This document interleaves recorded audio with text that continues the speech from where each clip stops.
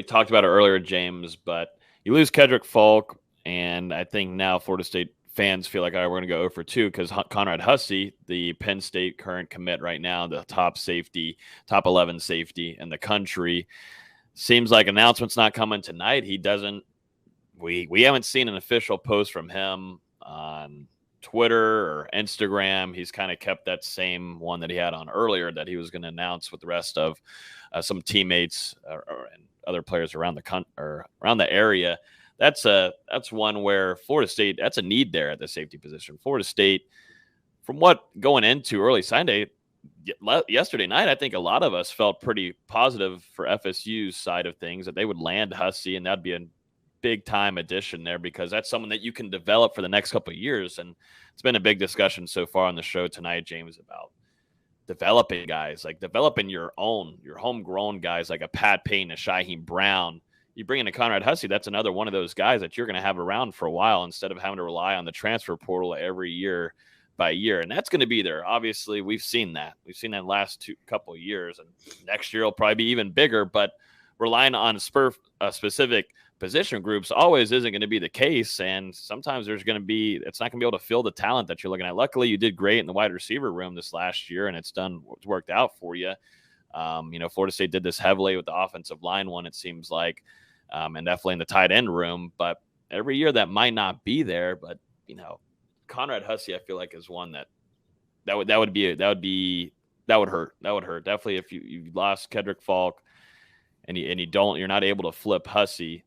That's a tough early signing day. Not that you already had talent that was committed, and I think we forget about the Lucas Simmons, we forget about the Lamont Green Jr., we forget about the Jacobs, and the Hakeem Williams somehow. But some of these though hurt quite a bit when you just can't bring in a few major needs, and that's adding to the defensive end room with Lamont Green Jr. and Jaden Jones, and then you really need a nice safety. You really do.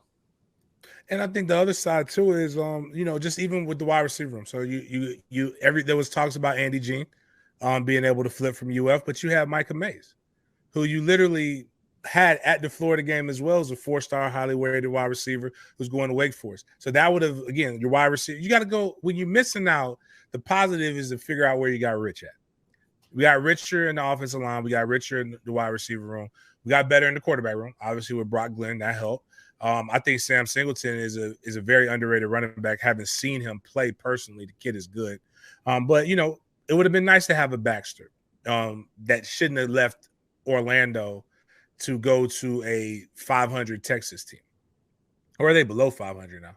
Might be below 500. I don't even Texas, know. But 8-4 this year.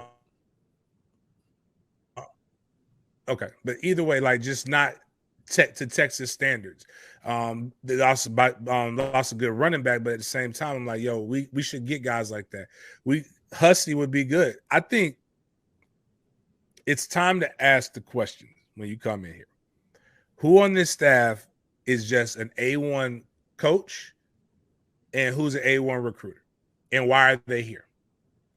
And is Woodson a top developer at the cornerback position? And I say cornerback because that's what on the paper he coaches. Safeties are coached by Fuller. But where was the weak spot at Florida State? A lot of people weren't as happy with our corner play. And we're not really feeling that secondary, and you're supposed to be recruited.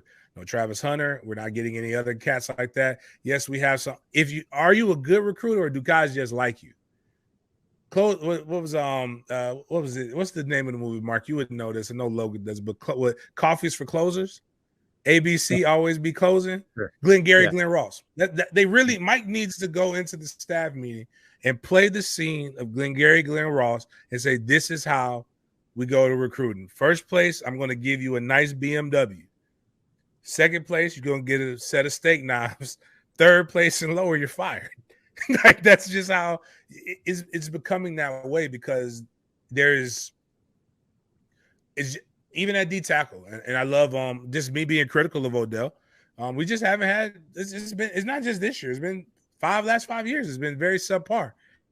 And what we brought in at D tackles. I think Ayo is going to be that guy, but I mean, you're talking about a guy that was getting Travis Johnsons, that was getting Darnell Dockett's, that was getting Broderick Bunkley's, that was getting Clifton Dixon's, who was at the time was really, really good. You were getting a guy from Lake City that played for the Eagles. Like, you were getting some cats, man. And like now we're in, you know, KJ is going to be good, but like now we're in battles to like just who are we getting? So Mike has got to really go and start asking questions, but I do believe relationships matter.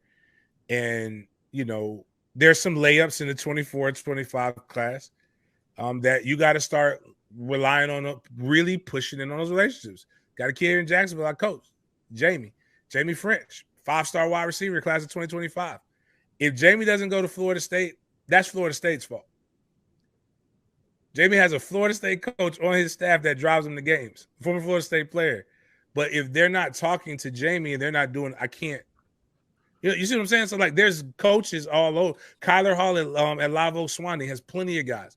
You've got Snoop Menace will talk to anybody in Miami for you. And they did it with Keem, which I thought was great. They learned their lesson. Travis Hunter, we let Dion come in. We didn't use our secret weapon, Peter Ward. They changed that. They used Peter so fast for Hakeem that it wasn't even fun. It ain't funny. That's kind of what that's what Florida's got to do that if you don't have the strong recruiters. But I think getting a guy like Antonio Cromartie on staff some way, I think, I'm not saying make him your cornerback coach, but I'm saying if you bring Crow back home, I think you automatically got another off-field guy.